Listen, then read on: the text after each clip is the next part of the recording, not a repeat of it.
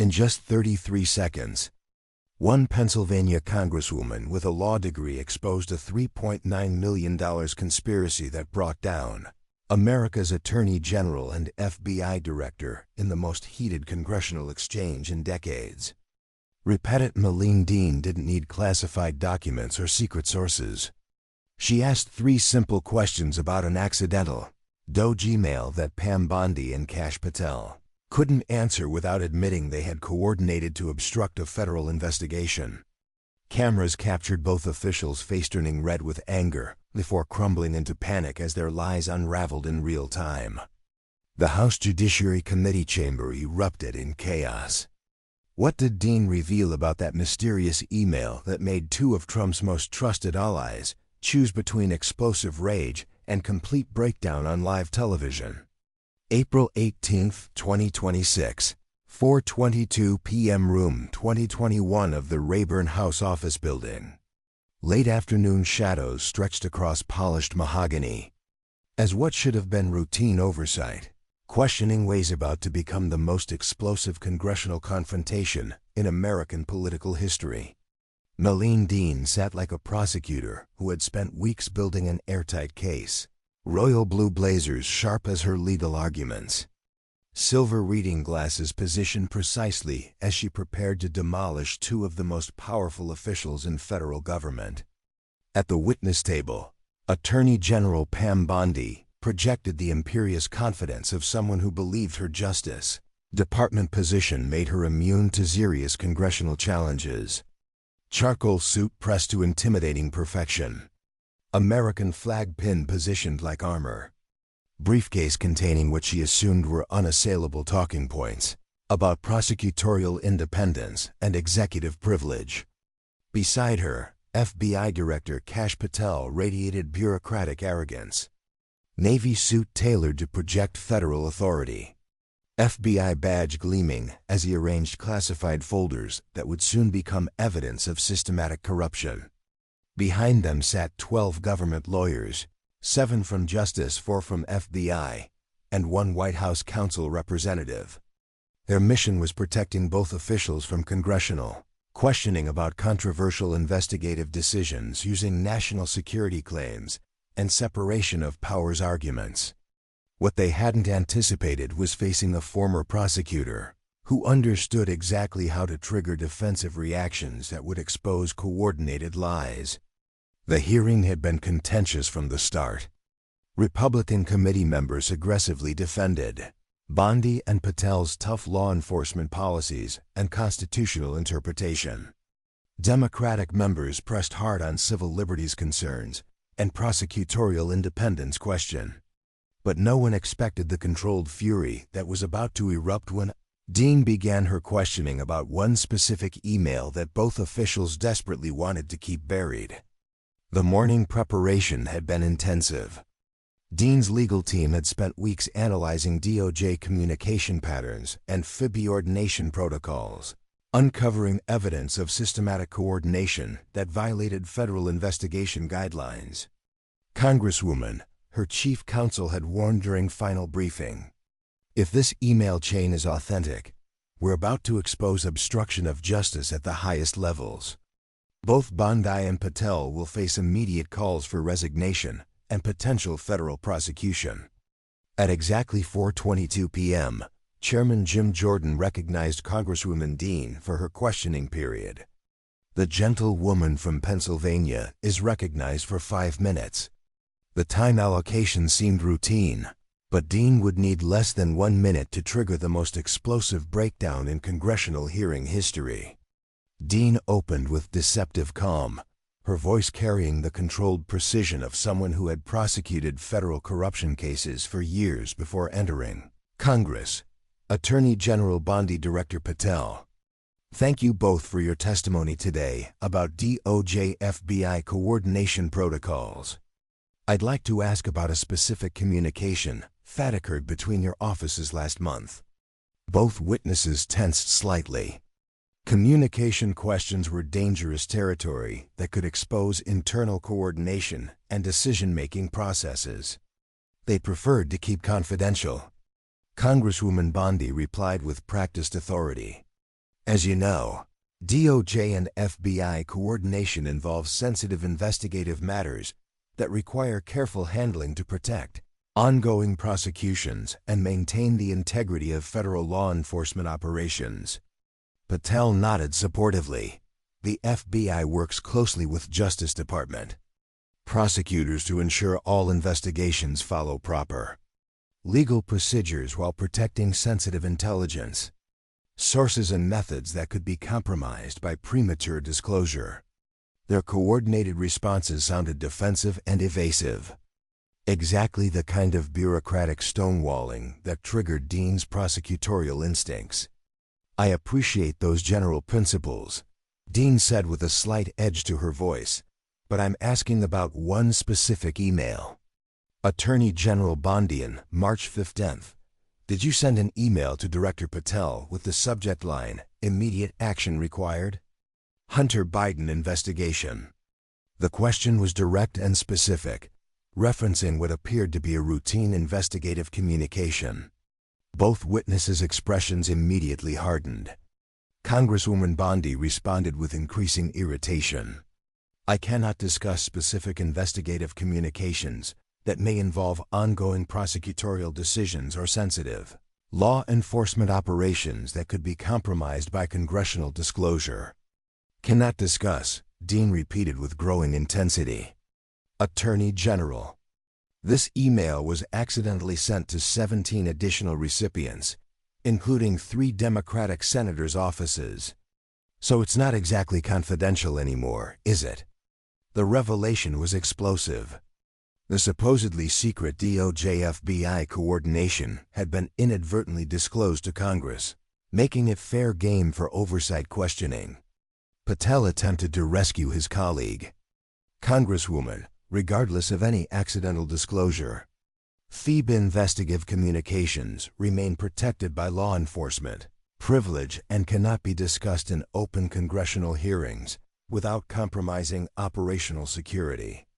Operational security. Dean shot back with prosecutorial precision. "Director, let me read exactly what operational security you were protecting." She opened a manila folder and lifted a document clearly marked with DOJ letterhead. Both witnesses' faces immediately flushed with anger and panic as they recognized their own correspondent. This email from Attorney General Bond to Director Patel, dated March 15th, 2026 states. Dean began reading with devastating clarity, quote, "Kash, we need to immediately shut down any FBI investigation into Hunter Biden's laptop before it exposes our own communications with Ukrainian officials. The President has made clear this investigation cannot proceed beyond the election. Find legal justification for closing all related cases within 48 hours. End quote. The chamber exploded. The Attorney General had ordered the FBI director to shut down a federal investigation for political reasons following direct presidential orders. Political interference, Dean emphasized with controlled fury. Attorney General Bondi, you ordered the FBI director to close federal investigations based on electoral timing, not legal evidence. Is this your understanding of prosecutorial independence? Bondi's face was now visibly red with rage. Congresswoman, that email is taken completely out of context and misrepresents routine prosecutorial coordination. Discussion chat occur regularly between DOJ and FBI regarding resource allocation and investigative priorities. The shouting response was exactly what Dean had been hoping for. Anger revealed truth that careful preparation could hide. Out of context, Dean shot back immediately, her voice rising to match Bondi's fury. Attorney General, let me provide more context. She lifted a second document. This one marked with FBI letterhead. This is Director Patel's response email sent 23 minutes later. Patel was now visibly sweating, clearly recognizing his own classified correspondence. Director Patel's email states, Dean read with relentless precision. And I quote, Pam understood. I've instructed all field offices to suspend Hunter Biden-related investigations effective immediately. Agents have been told to classify all evidence as too sensitive for prosecution. We've also identified $3.9 million in Ukrainian payments that will bury in classified files. The president's electoral timeline will be protected." End quote. The revelation was devastating. The FBI director had admitted to burying evidence and suspending investigations to protect electoral outcomes. Social media exploded as viewers watched two of America's top law enforcement officials exposed as participants in systematic obstruction of justice. An email gate began trending alongside Dean destroyed and bonded. The story was erupting beyond the hearing room into a constitutional crisis about prosecutorial independence. $3.9 million in Ukrainian payments. Dean emphasized with prosecutorial momentum. Director Patel, you ordered FBI agents to bury financial evidence to protect the president's electoral timeline. Is this your understanding of federal law enforcement? Patel's composure completely shattered. Congresswoman, you are completely mischaracterizing routine investigative coordination and resource management decisions that are made daily throughout federal law enforcement agencies. He shouted, his voice cracking with stress. Routine coordination, Dean fired back, her own voice now rising with controlled outrage. Let me read you the follow-up email that shows just how routine this coordination was. She lifted a third document. This one marked urgent presidential directive that made both witnesses look physically ill. This email from White House counsel to both of you sent this same day states, Pam and Kash, the president appreciates your immediate action on the Hunter investigation. The $3.90 million Ukrainian evidence must remain buried until after the 2026 midterms. Any agent who discusses these cases will face immediate termination and security clearance revocation. This directive comes directly from the Oval Office. End quote. The final revelation was constitutional dynamite. The president had directly ordered federal law enforcement to bury evidence for electoral purposes direct from the Oval Office. Dean concluded with barely contained fury. You both followed presidential orders to obstruct federal investigations and bury financial evidence. You've turned the Justice Department and FBI into political weapons. The heated exchange had reached a breaking point. Both witnesses were now shouting simultaneously, their coordinated defense completely shattered. This is outrageous harassment. Bondi screamed, her face red with rage. Congressional Democrats are weaponizing oversight to attack the president. These are routine law enforcement decisions. Patel yelled over her, sweat visible on his forehead. Congress has no authority to interfere with ongoing investigations. Routine? Dean shouted back. Standing from her chair with prosecutorial fury, you call burying $3.9 million in evidence routine.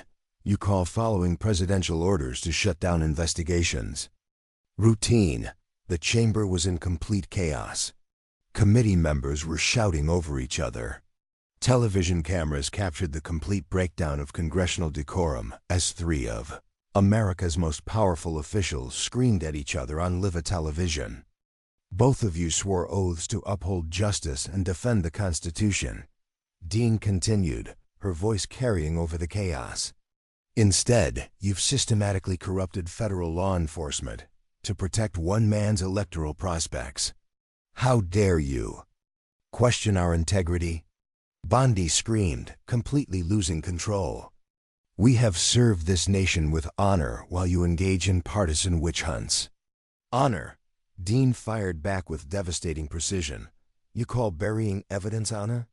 You call obstructing justice honor? You call following illegal presidential orders honor? The heated clash continued for nearly a minute, with both witnesses completely losing their composure as Dean's prosecutorial assault demolished their coordinated defense. Cameras captured every moment of their public breakdown as they realized their careers were being destroyed in real time. Finally, Chairman Jordan gave desperately for order, but the damage was complete.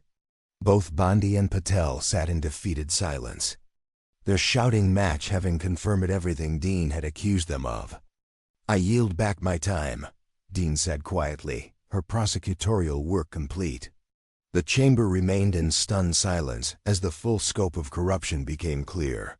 Two of Trump's most trusted officials had publicly confirmed that they had obstructed federal investigations, following direct presidential orders, all while screaming about their integrity on live television within hours of the heated confrontation. The political earthquake was reshaping Washington. House Speaker Mike Johnson announced immediate impeachment hearings for both officials. Senate Majority Leader Chuck Schumer called for special prosecutor appointment to investigate the entire chain of obstruction from the Oval Office down that evening. As America processed the most explosive congressional confrontation in modern history, one thing was crystal clear. Madeleine Dean had accomplished something unprecedented. She had used prosecutorial precision to trigger such defensive fury that two of America's top officials had confessed to their crimes while screaming about their innocence. The 33 seconds that ended two careers would be remembered as the moment when heated congressional clashes proved that even the most powerful officials couldn't escape accountability when their anger revealed their guilt. Sometimes the strongest weapon isn't evidence or documents. It's the skill to ask questions that make corrupt officials so angry they confess their crimes while claiming their innocence. When federal law enforcement becomes a presidential weapon, it takes someone like Madeleine Dean to expose the truth through the fury of those trying to hide it. If this story revealed how presidential orders can corrupt federal investigations, don't just watch in silence.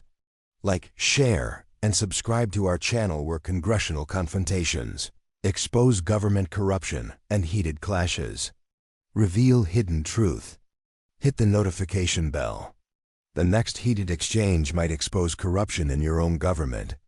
What would you do if you discovered the president was ordering federal agents to bury evidence for electoral purposes? Drop a comment below. This dramatized story is inspired by real events and public figures. All dialogue and incidents are fictionalized for commentary and educational purposes. This is not intended to defame, but to explore themes of prosecutorial independence, presidential authority, and congressional oversight in American democracy. See